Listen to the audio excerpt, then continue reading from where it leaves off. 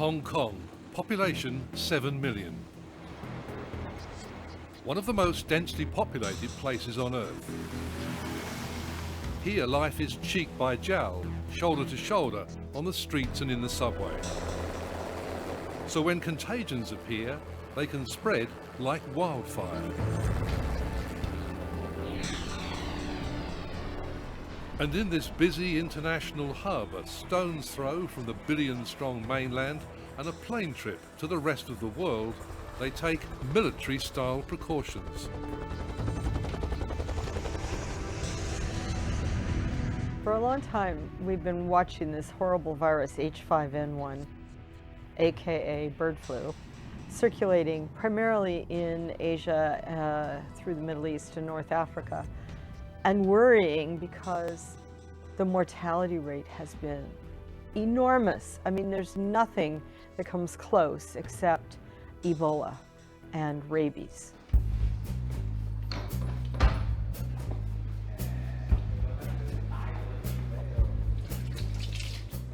Hong Kong found itself in the thick of a deadly crisis when SARS, severe acute respiratory syndrome, roared over the border from mainland China 10 years ago. An epidemic had turned pandemic. Thousands were infected and hundreds died.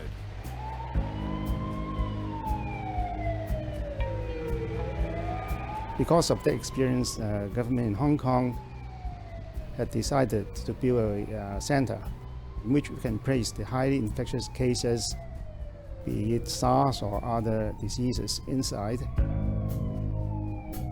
The cases will be treated by a special team of specialists and nurses, hoping that the disease will be contained rather than treated in the community.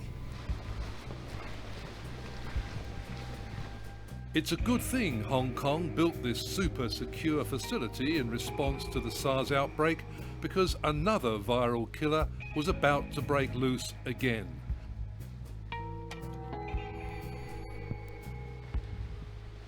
It was 2008 and the bug was bird flu, specifically H5N1. Patients, they told me that when they got the disease, they feel very frightened.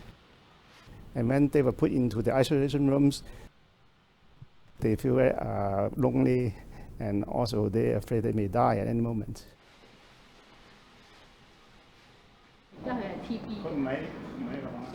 Infectious diseases specialist Dr. Lai and his team stared down that bird flu outbreak, but they remain on an emergency footing, running drills and staying vigilant and prepared for the next inevitable round. I think this is a high infectious and also a highly fatal disease. And if you get it, the mortality rate is very high. Say if you are talking about 10 patients, 6 may die. So this is a big killer.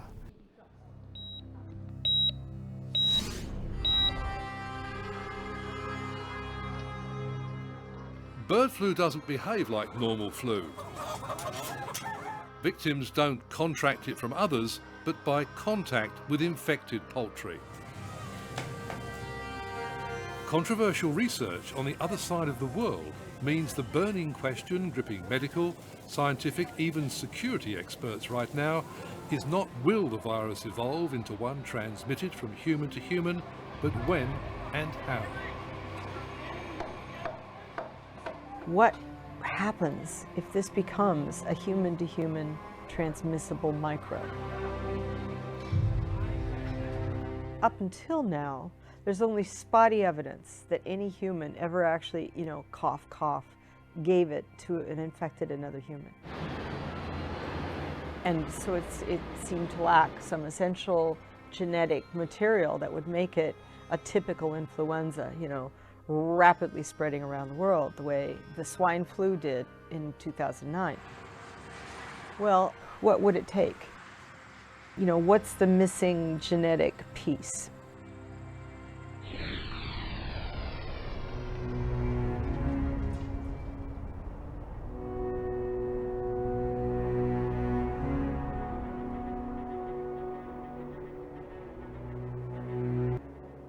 In the heart of Rotterdam, scientists at the Erasmus Medical Centre were trying to crack that exact question. They were at work on an extraordinary experiment, making ferrets sick with the H5N1 flu virus. Well, ferrets are not similar to humans in many aspects, of course, they look quite different. But ferrets have, the respiratory tract of the ferrets behaves exactly in the same way as the respiratory tract of humans. So viruses, influenza viruses, replicate in the same cells, they cause the same type of disease, and the transmission patterns are the same. The team, led by respected virologist Ron Fouchier, was trying to discover if ferrets could pass on the H5N1 virus to each other simply by breathing the same air. Well, what we have done is taken an ordinary bird flu virus, mutated based on facts from the literature that we already know, and then passage it in ferrets to see if we can make it go airborne. If the ferrets pass the disease on to others, the theory was humans could too. And if scientists could manipulate the virus, then they were only doing what nature could conceivably do itself. And indeed, with just a handful of mutations, the bird flu virus can now be transmitted between ferrets via coughing and sneezing. So the way viruses are usually transmitted between humans. And so we show for the first time that a bird flu virus can gain this capacity, and we also show that that can happen very, very easily with just a handful of mutations. Ron Fouchier in Rotterdam answered the question after 10 passages through the ferret population. He walks in and sees 75% of his ferrets are dead. And it had been cough, airborne, transmissible between the cages. So he'd made it. He'd made the superflu. And the superflu seems to have roughly 75% kill rate, is highly transmissible. Virtually all the animals got infected, and transmissible the same way that regular flu is. That's scary stuff. Scary doesn't really do it justice. The Rotterdam team had created a superbug that potentially could make the Spanish flu look mild.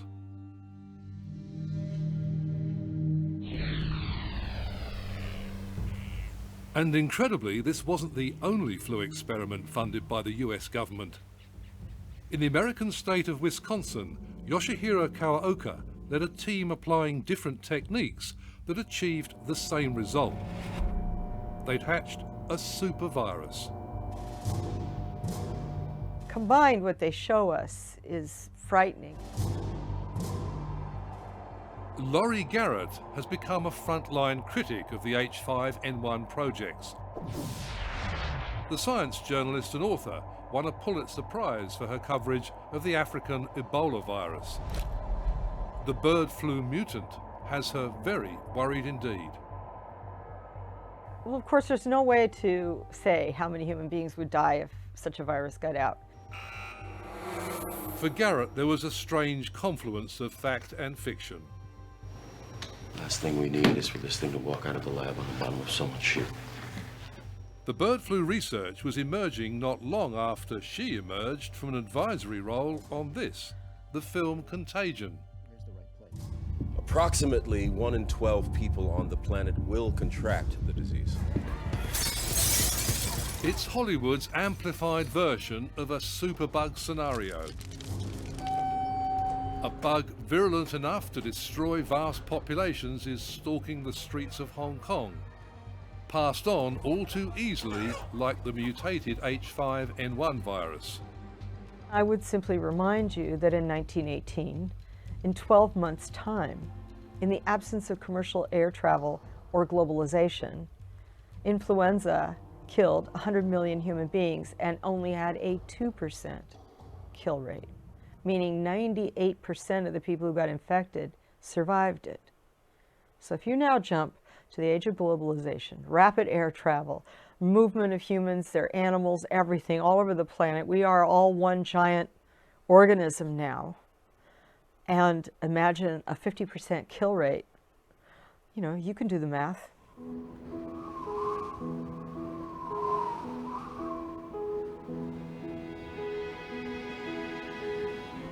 When epidemiologists go looking for stark examples of the devastating impact of viruses on human populations, they head without pause to 1918.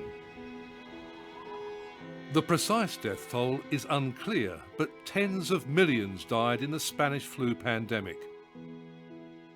Certainly medicine is far more sophisticated now and smarter too, but the same can be said of viruses, particularly when they've been purpose-built by science itself.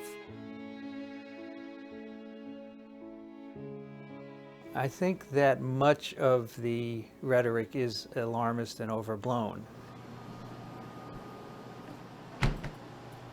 Dr Vincent Racaniello is a world-renowned virologist, unashamedly on the side of the bird flu engineers.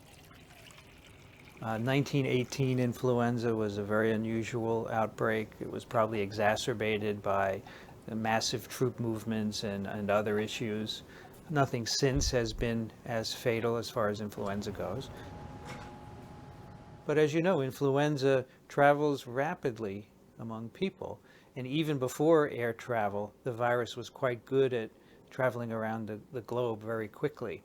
And so that's a quality of the virus that scares people, because if you couple that with a lethal strain, then it could be potentially bad. But we shouldn't assume that the H5N1 would be as lethal as 1918.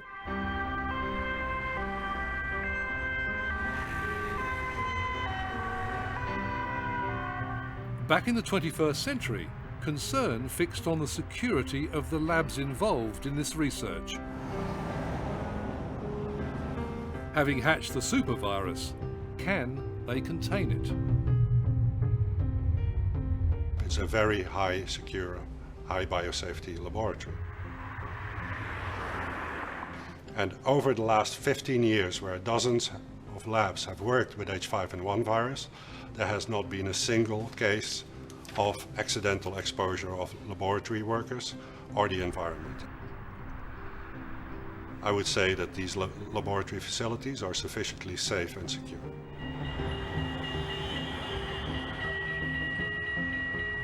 We've had dangerous viruses under lock and key for years, and they generally don't get out.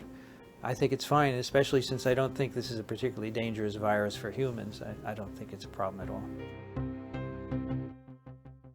My concern is not February 2012 or March 2012 or perhaps even February 2013.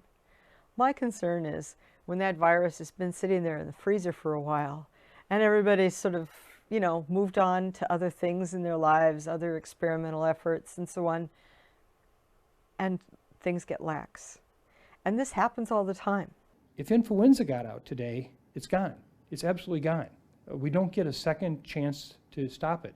And so what we are saying here today is it's not that we don't trust scientists, but lab accidents happen. We know that all the time. But concerns about the security of the research facilities were nothing compared to the storm that erupted when the Wisconsin and Rotterdam projects declared their intentions to publish their work in peer-reviewed journals, Science and Nature. It would include a breakdown of precisely how they did it. We scientists have to communicate, and we do so via publications. I think the work on H5N1 transmissibility in ferrets is excellent. They were good experiments, they were well designed, and they should be continued as well because they provide a lot of information for understanding this virus. The intention to publish set off alarms in the US government. It took its lead from a key group of advisors, including renowned anti-smallpox pioneer Dr. Michael Osterholm. We recognized right away that we were walking into a very, very controversial area. In this case, if we publish the full unredacted version of their research with all the sequences included, then modern molecular genetics starts to kick in. And we do know that labs that couldn't otherwise have done the work easily, if at all, now within a month, for several $1,000s, could actually create these same viruses, even if it were not for ill intent, just to see what they could do with them. Osterholm and his colleagues on the National Science Advisory Board for Biosecurity were unambiguous. Publishing the research presented intolerable risks. It should not go to print. What's happened at Science and Nature has never happened before. We are in completely new territory here.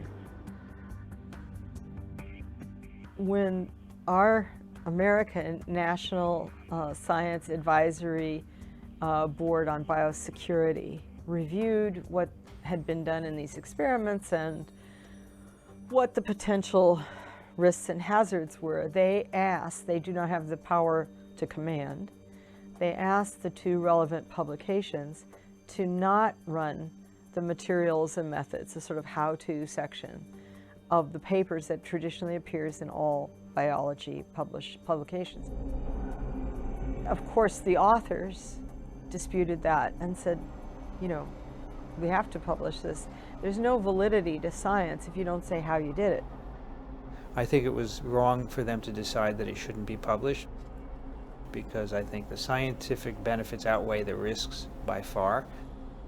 I think having the information published allows the field to go forward. If we think this virus is dangerous, it makes no sense to restrict the distribution of information, because the way science works, you publish a paper, other scientists get the information, and then they go forward with those data.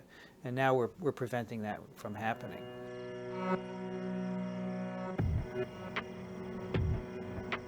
We have to be prepared for such viruses to emerge in the wild. If we would detect these viruses out in the field, then we could go out to outbreak areas and try to eradicate the virus and prevent a pandemic from happening.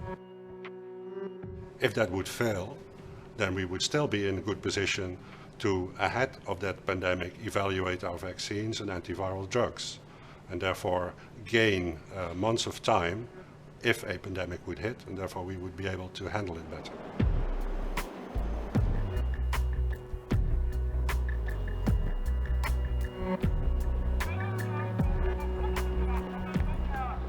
As a harsh winter gripped much of the northern hemisphere and conventional flu marched out and claimed its victims, particularly in Japan, debate raged about the rights of science to freely publish its work and whether or not anti-terror agencies were entitled to make the call to censor that material.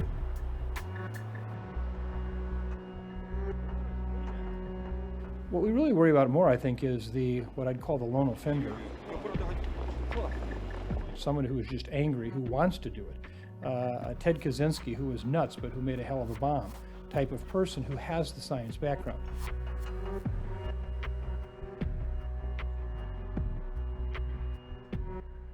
Eventually, the two journals accepted a moratorium to hold off publication for 2 months. Just weeks into that compromise, another deal.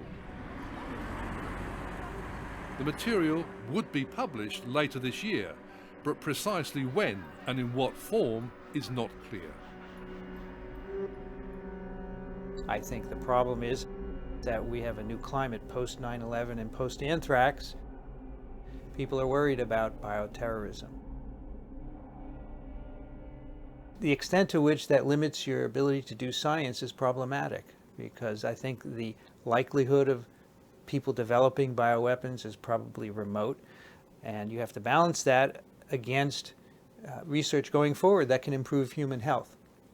So I don't think we should worry about imagined threats to the extent that they restrict our ability to do research that makes everyone's health better. Now, we never for once saw ourselves as the court of last resort. And in fact, we saw ourselves as really the first review. And that this had to entail a global, worldwide discussion of the life science community. And so you might look at us as really just putting the brakes on things to say, wait a minute, take a pause. We can't go back and redo it. We can't unring a bell. But we can, after careful deliberation and decision, then go ahead and do it. And I think that's the message that we have tried very hard to get out loud and clear, and we will continue to do that.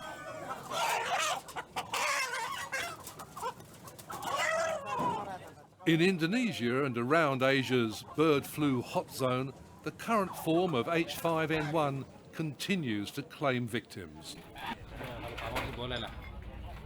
Despite extensive culling programs, poultry still plays host to the killer virus, and there are no campaigns sophisticated and pervasive enough to warn potential victims of the risks in their daily meal, let alone the perils of an airborne version that may emerge one day soon. So what we do know is that there will be more influenza pandemics. They're like earthquakes, hurricanes, and tsunamis. They occur. We don't know what the next strain will be of influenza virus that will cause it. If it is H5N1, whether it be because of a Mother Nature-made event or because of a man-made event by intent or by even accidental escape out of a laboratory, the outcomes are all about the same.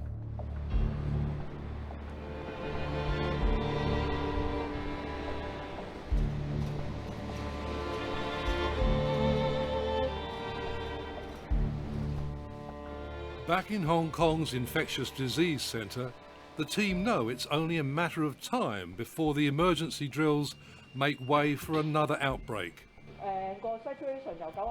But will it be the H5N1 they already know, or will it be a variant?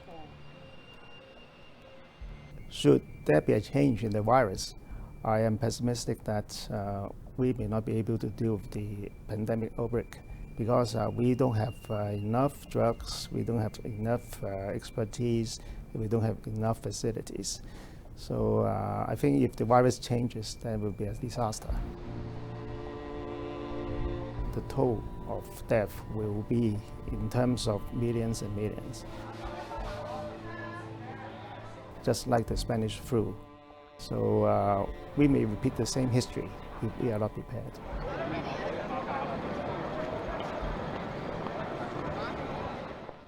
And as Dr. Lai and his team prepare, the debate about science and security rages on.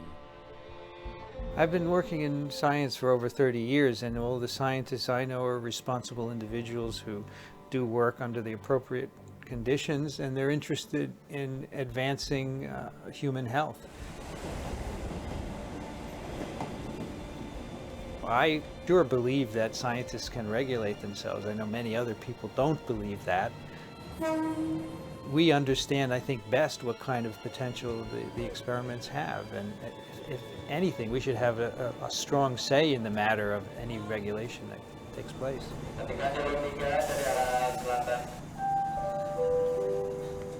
When you go to the next step in asking about bioterrorism, about, let's just say, malevolent individuals, for whatever purpose, it could be a homicidal jerk that just wants to kill his wife, or it could be, you know, an organization that believes it's time to bring on the apocalypse because that's their religious frame of reference, right?